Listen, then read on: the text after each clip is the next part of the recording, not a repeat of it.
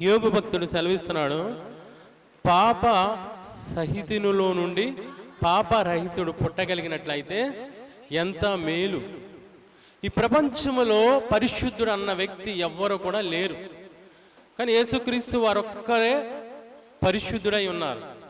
అయితే మీకు బైబిల్ గ్రంథంలో ఒక ప్రశ్న, బైబిల్లో ఎంతమంది పరిశుద్ధులు పాపులుగా మారారు, ఎంతమంది పాపులు పరిశుద్ధులుగా మారారు? పరిశుద్ధ గ్రంథం బైబిల్లో అబ్రహాము విగ్రహారాధన చేసుకున్న టైంలో చీకటిలో ఉన్నాడు, బంధకాలలో ఉన్నాడు, పాపమనే అగాధంలో ఉన్నాడు.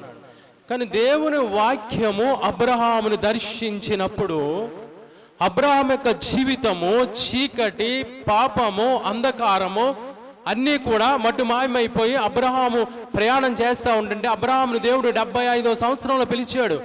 175 సంవత్సరాలు బ్రతికాడు. 100 సంవత్సరాలు రమారమి దేవునితో సహవాసం చేసి ఆ యాత్రని ముందుకు సాగిపోతా ఉంది. ఈ రోజున విశ్వాస జీవితంలో, ఆత్మీయ జీవితంలో, ఈ ఆత్మీయ యాత్రలో ఎన్నిసార్లు నువ్వు ఆగిపోతున్నావు? అబ్రహాము వెళ్తూ ఉన్నప్పుడు, ప్రయాణం చేస్తున్నప్పుడు దేవుడు అబ్రహామును పరిశుద్ధుడిగా మార్చాడు. అబ్రహాము దేవుని నమ్మెను, అది అతనికి నీతిగా ఎంచబడెను. మనలో బలమైన విశ్వాసం ఉంటే అపవిత్రులు పరిశుద్ధులుగా మార్చబడతారు.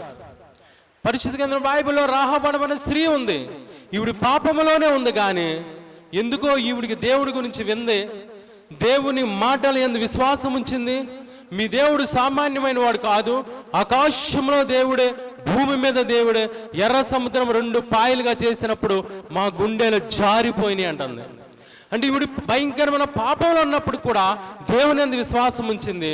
ఆ విశ్వాసం ఆవిడ జీవితంలో క్రియ చేయడం ప్రారంభించింది. పాత నిబంధనలు అయితే పరిశుద్ధులుగా మార్చబడాలంటే విశ్వాసం వల్ల పరిశుద్ధులుగా మార్చబడతారు. ఈ కాలంలో ఉన్న మనకి దేవుడు 2 ఆప్షన్స్ ఇచ్చాడు. ఒకటి విశ్వాసము, రెండోది యేసుక్రీస్తు వారి యొక్క రక్తం. యేసుక్రీస్తు వారి రక్తం వల్ల మనల్ని పరిశుద్ధులుగా మారుస్తున్నాడు. మనలో బలమైన విశ్వాసం ఉంటే దేవుడు మనల్ని పరిశుద్ధులుగా మారుస్తున్నాడు. రాహాబ్ అనబడిన స్త్రీ పాపములో ఉంది, పాపంలో జీవిస్తున్న ఆ మనుష్యుని దేవుడు పరిశుద్ధురాలుగా మార్చి యేసుక్రీస్తు వారి యొక్క వంశావళిలో తీసుకొచ్చాడు. 4 అన్య స్త్రీలని దేవుని యేసుక్రీస్తు వారి యొక్క వంశావళిలో పెట్టాడు. అయితే యేసు ప్రభు వారు పరిశుద్ధుడిగా జన్మించాడు. ఆయన సిలువ వేసినప్పుడు సర్వలోక మానవాళి పాపం అంతా కూడా ఆ శరీరం మీద పడినప్పుడు అంత మహిమాస్వరూపుడైన దేవుడు పాపిగా, చీకటిగా మార్చబడి సిలువ మీద మేకులు కొట్టబడినది. మన పాపముల బరువు అంతా ఆయన మీద వేసుకున్న తర్వాత మనకి క్షమాపణ ఇచ్చాడు, సమాధానాన్ని ఇచ్చాడు, నిత్య జీవాన్ని ఇచ్చాడు, యుగ యుగాలు పరలోకంలో జీవించే భాగ్యాన్ని, గొప్ప భాగ్యాన్ని దేవుడు మనకి ఇచ్చాడు. ఇది పరిశుద్ధ గ్రంథంలో చాలా మంది పాపుల్ని దేవుడు పరిశుద్ధులుగా మార్చాడు. మేము ఇజ్రాయెల్ దేశం వెళ్ళినప్పుడు యెరూషలేం నుంచి, పాలస్తీనా నుంచి వాళ్ళు ఏం చేస్తారంటే ఎరుకో ప్రాంతం తీసుకెళ్తారు. ఎరుకో ప్రాంతంలో జక్కయ్య ఎక్కిన చెట్టుని చూపిస్తారు, ఆ పక్కనే లాజరు సమాధి ఉంటుంది. ఈ జక్కయ్య ఒకప్పుడు పాపిగా ఉండేవాడు. యేసు ప్రభు వారు జక్కయ్యని దర్శించి, జక్కయ్య త్వరగా దిగిరా, నేడు నీ ఇంట బస చెయ్యవలసి ఉన్నది అన్నప్పుడు ఒక్కసారిగా చెట్టు మించి దూకి తన ఇంటి ఆ యేసు ప్రభు వారు మాట్లాడే మాటలకే తనకి లోపల పశ్చాత్తాపం వచ్చేసింది. ప్రభా, నేను ఎవరి దగ్గర అయితే అన్యాయంగా తీసుకున్నానో వాడికి 4 అంతలు ఇస్తానన్నాడు, నాస్తిలో సగభాగం పేదలకు ఇస్తాను అన్నాడు. ఈ రోజున మన జీవితంలో నిత్యము క్రిస్మస్ జరగాలనంటే మనకు దగ్గర ఉన్న డబ్బుని, ఆస్తిని కానీ లేని వారికి పంచిపెడితే అది నిజమైన క్రిస్మస్. ఎంతసేపు లోపిలాగా ఇంకా కావాలి, ఇంకా దాయాలి, ఇంకా సంపాదించాలంటే అది నీలో అసలు క్రిస్మస్ ఆనందం జరగదు. లేని వాడికి పంచి పెట్టినప్పుడు దేవుడు మనకు ఒక ఓట ఊరినట్టు చేస్తూ ఉంటాడు. అది ఆటోమేటిక్గా ధనాన్ని పెంచుతూ ఉంటాడు. ఇక్కడ జక్కయ్య పాపే, కానీ దేవుడు పాపని ఏం చేశాడంటే పరిశుద్ధుడిగా మార్చాడు. అలాగే సమరయ స్త్రీ వచ్చింది యేసుప్రభు వారి దగ్గరికి. యేసుప్రభు వారు మాట్లాడుతున్నాడు, నీ పెనిమిటి తీసుకురా అంటే నా పెనిమిటి లేదు అన్నాడు. మీ ఇంట్లో ఉన్నది నీకు పెనిమిటి ఉన్నాడంటే 5 పెనిమిట్లు నీకు ఉన్నారంటే యేసు ఒక్కసారిగా సమరసి భయపడి ఈయనెవరో గొప్ప వ్యక్తి అనుకుంది. అప్పుడు నిజంగా ఒక దేవుని దర్శించాలనుకుంది, దేవుని దర్శించింది. ఈవిళ్ళ కూడా పాపంలో ఉన్నప్పుడు కూడా భక్తి, దైవికమైన భీతి అనేది కొంచెం ఉంది.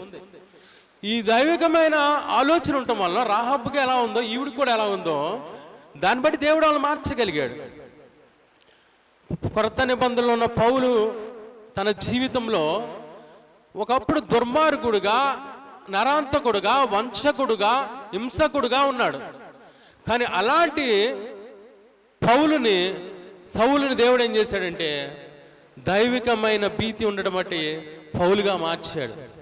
ఈ రోజున ఎంత దేవుల్లో ఉన్నా నీళ్ళు ఏదో పాపము బలహీనత వెంటాడుతున్నట్లయితే ఈ రాత్రి కాలమందు దేవుని వాక్యము శక్తివంతమైంది. వాక్యమే దేవుడే ఉన్నాడు కాబట్టి నీ హృదయాన్ని బద్దలు కొట్టగల స్థితిగతులు వాక్యానికి ఉంది. ఈ రాహాబు దేవుని గురించి వాక్యం విన్న తర్వాత తన జీవితాన్ని మార్చుకుంది.